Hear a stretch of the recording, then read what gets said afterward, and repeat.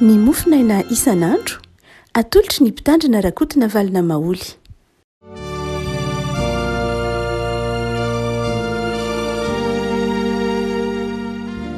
Falimiraba antsika revako malala tratrety sabotsy fahatelo ny volana jolay ity. Ny voalahatra mofinaina antsika nio dia ny jaune toko fahafito. Jaune toko fahafito andininy fahafito amby telopolo ka hatramin'ny fahatelo amby efapolo fandeha fakanantsika andininy efatra amby efapolo. Jaune toko fahafito andininy fahafito amby telopolo ka hatramin'ny fahatelo amby efapolo efatra amby efapolo. Fakitsika amin'ny ran'i Jesoa. Ary tamin'ny andro farany izay andro lehibe tamin'ny andro firavoravona dia nitsangany Jesoa ka niantsona na hoe raha misy olona mangetaeta aoka izy anatona ka hisotro. Izay mino ahy dia isony rano velona hiboiboika avy eo an-kibony araka ny voalaza ny soratra masina. Ary ny fanahy izay efa niraisy ny mino azy no nolazainy tamin'izany. Fa ny fanahy izay tsy mbola nomena satria Jesoa tsy mbola niditra tamin'ny voninahiny. Ary ny sasany tamin'ny vahoaka raha nandrezanteny izany dia nanao hoe ity tokoa n'ilay mpaminany hoy ny sasany. Ity ny Kristy, fa io kosa ny sasany. Avy any Galilea va ny avian'ny Kristy? Tsy voalaza ny soratra masina fa Kristy dia avy amin'ny taranak'i Davida sady avy ao Betlehema, vohitra nenan'i Davida. Dia nisaratsaina ny amin'ny Jesoa ny vahoaka. Ary ny sasany nitady hisambotra azy kanefa tsy nisy nanintsy tanana taminy. Ray masonao manamasinana ny fahamarinana ny teninao ny fahamarinana. Amen. Ndiny fahatelo amby efapolo dia nisaratsaina ny amin'ny Jesoa ny vahoaka. Dia nisaratsaina ny amin'ny Jesoa ny vahoaka. Vahoaka nisaratsaina ny amin'ny Jesoa. Tsy dia mahazatra loatra ny maheno izany revako malala. Ilay nisaratsaina dia mivaky izay mihitsy azo lazaina dia nivaky. Schisme, ny teny frantsay, schisme ny nabaran'ny nazahoana azy dia ny teny hoe schisme dia avy amin'ny teny grika. Izay midika hoe fivakisana, midika hoe fisarahana, dia hoy ny schisme hoy ny voalaza ato izany hoe fivakisana, fipasahana mihitsy, parasaka, ny zara. Dia Jesoa zany dia nampivaky ny marimarina kokoa noho ny amin'ny Jesoa dia nivaky ilay fiarahamonina. Fa garevako malala moa Jesoa tsy fampiraisana. Fa nga moa tsy Jesoa tsy fampiombonana. Fa nahoana ny lasa nivaky indray ny fiarahamonina noho ny amin'ny Jesoa. To lasa nisaraka indray ny fiarahamonina noho ny amin'ny Jesoa. Ho jaoneto. Fa nahoana. Fa nga moa ilay Jesoa antsika izay tompontsika io nga moa nidika ny azy fijaliana tsy fampiraisana, tsy fampiombonana. Fa nahoana no nisaratsaina ny amin'ny Jesoa na nivaky ny amin'ny Jesoa ny fiarahamonina. Tena marina tokoa revako ara-tantara fa misy lafin-javatra izay ivakisa ny fiarahamonina. Ny fiarahamonina efa mivaky raha teo. Ny fiarahamonina efa misy mpampisaraka raha teo. Ny fiarahamonina efa nanjakan'ilay mpampisaraka dia Satana. Fa Jesoa no vao mainka nampiharihary izay fivakisana izay. Nampihariharian'i Jesoa izay fivakisa-piarahamonina izay mba hahafahany mampiombona indray. Tsy Jesoa no nampivaky fa ny fiarahamonina efa nivaky satria Satana efa ao anatiny. Fa rehefa tonga Jesoa dia niharihary izay fivakisan'ny fiarahamonina izay. Niharihary izay fisarahan-tsaina efa teo izay. Ary izay no antony nahatongavan'i Jesoa ampiombona indray. Noho izany dia misy zavatra tiany jaona nampitaina amintsika. Raha ny teny izy manao hoe dia nisaratsaina noho ny amin'ny Jesoa ny olona. Tsy Jesoa no nampivaky azy fa nisaratsaina noho ny amin'ny mahakasika azy. Mahakasika ny tompo no nampisaraka ilay olona. Fa tsy Jesoa no nampisaraka ilay olona. Tsy Jesoa no nampisaraka an'izao tontolo izao. Tsy Jesoa no nampisaraka ny fiangonana ho isy karazany be dehibe na izy. Fa zao ny fisarahana efa teo tamin'ny maha olombelona. Fa zao no ny fahafaty momba azy dia samy nanana izay fahatakarany momba an'i Jesoa ny olona. Eto zany afaka malala dia lay fototra ilay ataontsika hoe fisarahan-tsaina ny mahakasika an'i Jesoa eo zany de tena olana teolojika ndresahana eto sisy materaky ny teolojia ateraky ny kristolojia ateraky ny fampianarana momba ny Kristy zay olana io lay fampianarana momba ny Kristy io nampisaraka io fa tsy Jesosy akory no nampisaraka fa fampianarana ary jereo tsara lay olana mpampianarana ady mpampianarana zany na tonga an'io nisy ny teny manao hoe Jesosy ange aiza koa misy Jesosy avany Galily zany ange tany tatsay ry Petera ny Galiliana ry André ny Galiliana reo apôstôly zay tsotro reo ny Galiliana ahoana no ivoahan'ny olona ambony any Galily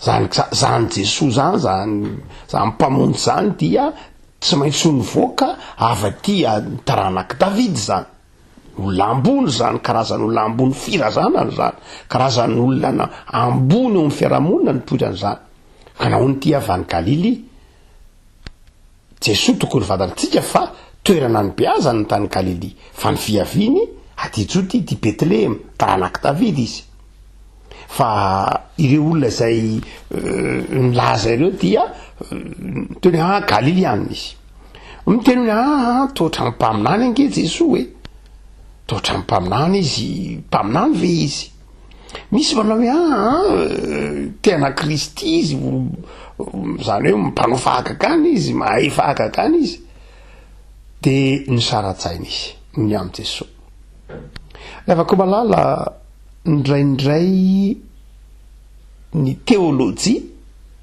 de mampisaraka rehefa ny teolojia no vokarin'ny saina fotsiny fa tsy vokarin'ny fanahy masina sy vokarin'ny finoana de mampisaraka izy zao tsara nytolotenin'ny Jesosy raha hitanao ry afako o Jesosy alohan'io io ady mpampianarana io o Jesosy raha misy olona mangetaheta aoka izy anatona zay mino de ison'ny rano velona iboiboika avy ao anatiny tsy tokony adonontsika fa fetiny taberina kely ity jaona toko fa fito ity mikasika momba ny fomba mpivavahana jiusta mahazatra dia mifanandrify indrindra mikasika fitantarana amin'ny fiainana tany ny hevitra ny tranondratsakazo sy ny sisa rehetra dia izay ity manodidina jaona toko fa fito ity tsy kisendrasendra raha ohatra ka Jesosy miteny manao hoe izaho no rano velona mampatsiaro lay fiainana angazana tany an'hevitra ary dia Jesosy miteny hoe raha angazana ny fiainanareo raha mangetahetinareo raha ohatra ka tsisy fiadanam-po ao anatinareo amin'ity tany fandalovany ity de za no rano velona zany fiainana zay mino de mandray zany rano velona izany zany hoe ny fidirana makao amin'izany fiainana rano velona izany de ny finoana fa zao ny olana de zao reto olona zay neno an Jesosy reto tsy nino izy tsy nandray an Jesosy tamin'ny alalan'ny finoana izy fa nandray an Jesosy tamin'ny alalan'ny fampianarana na ny teolojia ara-tsaina fotsiny zao de tonga ny fisarahana matetika de zao re afaka malala ny fototry ny fisarahana de tsy finoana zany hoe tsy niraisin'ny olona amin'ny finoany Jesosy fa niraisin'ny olona tamin'ny sainy Jesosy ary ao anatin'ny olona ao anatin'reto olona be lehibe neno ny Jesosy reto efa misy sivana maka ianao sivana fanivanambary de reny sivana fanivanambary reny de misy lavadavaka tami zany misy masomasony misy maso lehibe misy maso kely ohatra tahaka ny fanivanana vato misy fanivanana fasika misy fanivanana vato samy manana ny masony izy io zay tokony hoe maso tsivana dia le olona mpiainao ny Jesosy reo zany de samy nanana maso tsivana na samy nanana sivana teny amin'ny teny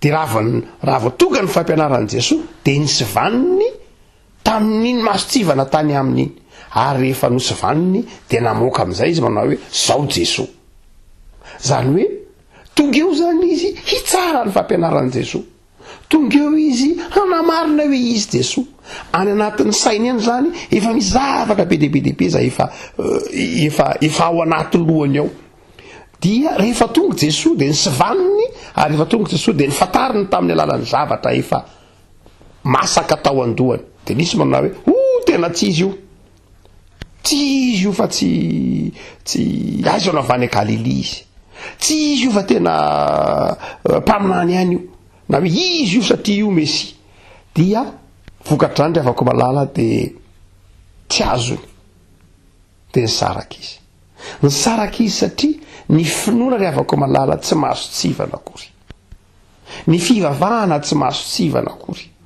ny fiaina kristianina tsy resaka mahazo tsivana akory tsy ndray tsika matonga tsika mihaino toroteny tsika na mihaino fampianarana tsika na manaraka fivavahana kristianina tsika de zao ndraindray anatsika any efa misy mahazo tsivana be debe tsy zay rehefa malala tsy ilainy zany fa ny zava-dehibe de zao ny tenin'i Jesoa eto hoe mino ve anao mino an Jesoa mpamonjy zay ny voalohany rehefa malala io efa fitenitsika mandrakariva imbetika asa impiry atao anatin'ny fampianarantsika no miresaka ny toritenin'ny Saint Augustin manao hoe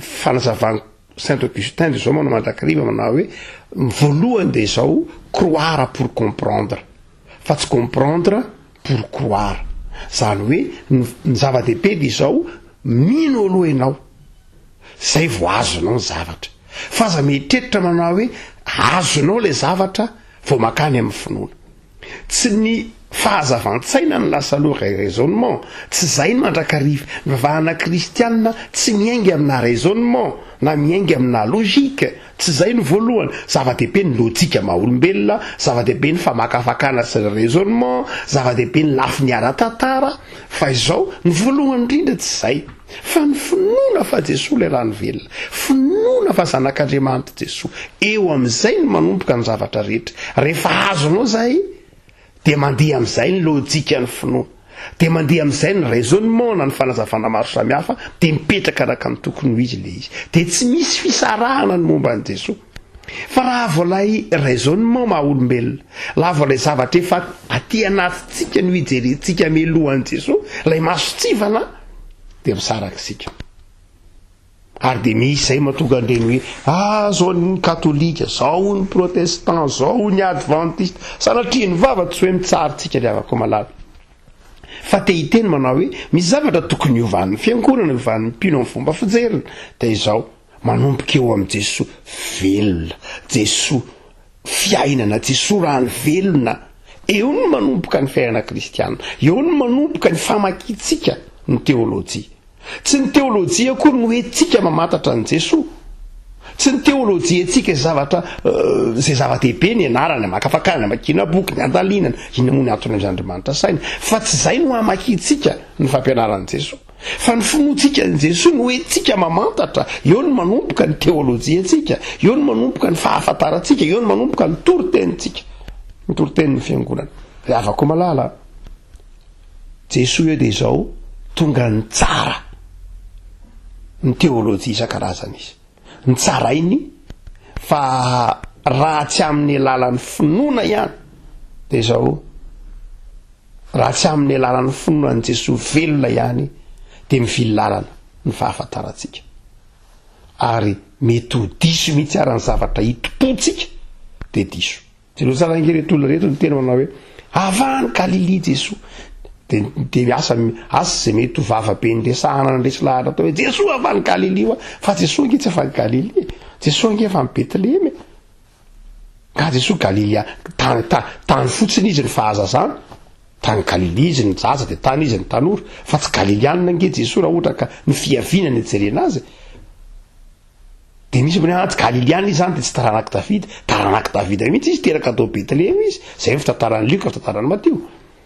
fa mitompy teny sy fantatra reto olona reto tsy tena mahafantatra tsara an' Jesoa tsy tena mahafantatra tsara ny teolojia ary tsy mahatoerana akory avako malalo ina ny evim-panahy am'izany hoe de ny saratsaina ary no ny am' Jesoa reo olona reo zavatra telo ry avako malalo voalohany de zao mpino ianao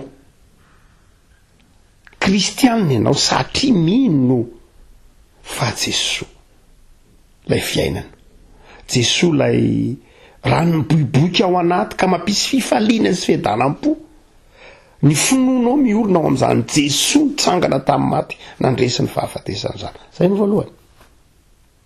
Fa ny faharoa revako malala dia izao, raha toa ka miorina tsara amin'ny finoana isika an'izany Jesosy velona izany dia izao tsy misy mihitsy ny olana amin'ny fiarahamonina, ny fisarahana na ny sisima amin'ny fiarahamonina. Arakaraky ny anatonan'ny olona n'io Jesosy velona io, arakaraky ny ibanjinan'ny olona ny Jesosy zanak'Andriamanitra velona ka nakekezany azy fijalian'i Kristy mampifanatona sy mampifanakaiky azy.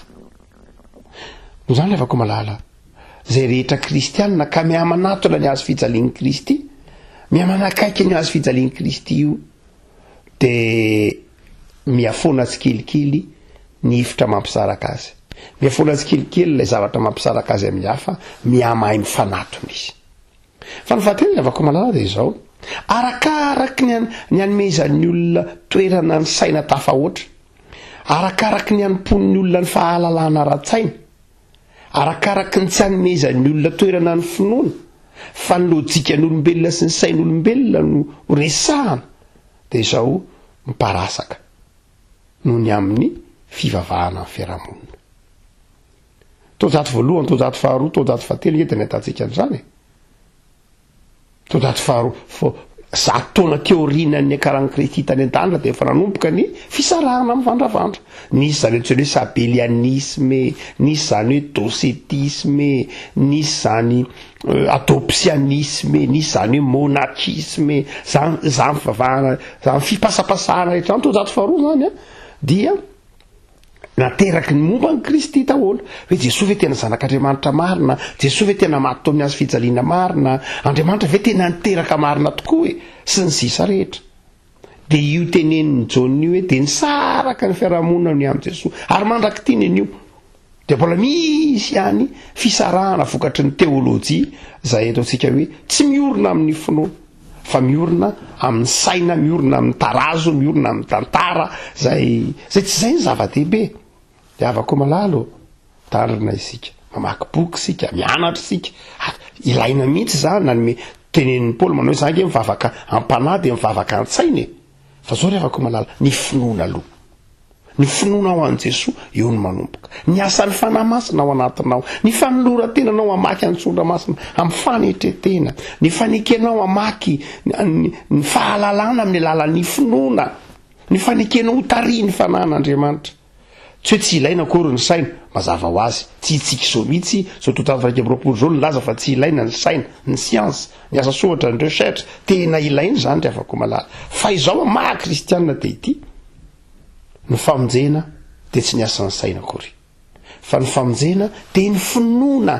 Ondray maka ny asan'ny apôstôly toko faina ambin'ny folo hoe minoany Jesosy tompo anao. Izy tsy miteny hoe fataro Jesosy tompo, hoe izy Jesosy tompo, tsy zay, fa minoany Jesosy tompo ianao dia vonjena. Ary rehefa mino ianao dia eo amin'izay manomboka ny fahafantaranao azy hoe izy, inona ny miandry anao, inona ny tokony ataonao.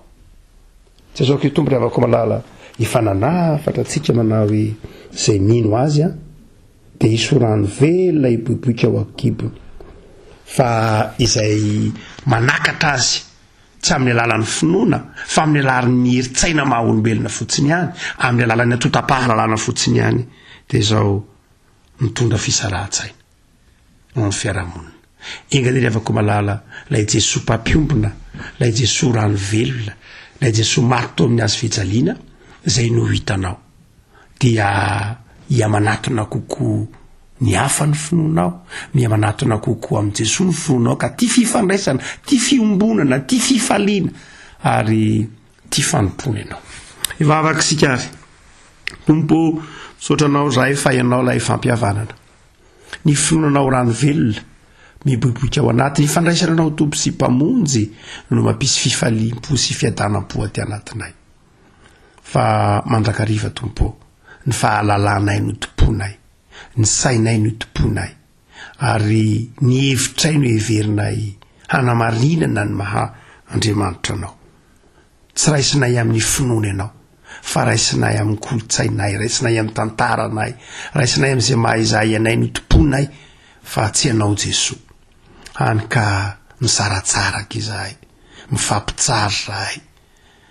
Tompo, ataovy mahay mandray ianao amin'ny finoana izahay, mba ho tsy ny fisarahan-tsainanao aminao no miariary eo amin'ny fiarahamonina fa ny fiombonana noho ny aminao. Ampianary re tompihino fa rakaraka ny anatonana ianao no ifanatonanay tsiraray avy koa. Mamelahany eloka iratoka tsy mahay miombony zahay, mamelahany eloka i fiangonana izay pino raha misara-tsaina noho ny aminao zahay, satria ny fahaizanay, ny fahalalanay no tompona entinay amin'ny fanarahana anao fa tsy ny finoananao no maniraka anay handalina ny teninao.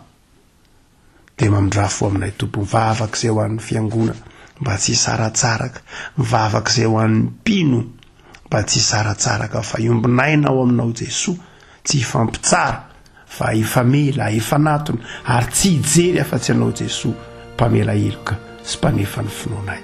Dia anjako amin'ny tokantrano tsiraray avy Jesosy ny finoana sy ny fahatsiarovana fa fiainana ianao. Anaranao Jesosy Kristy mpamonjy. Amen.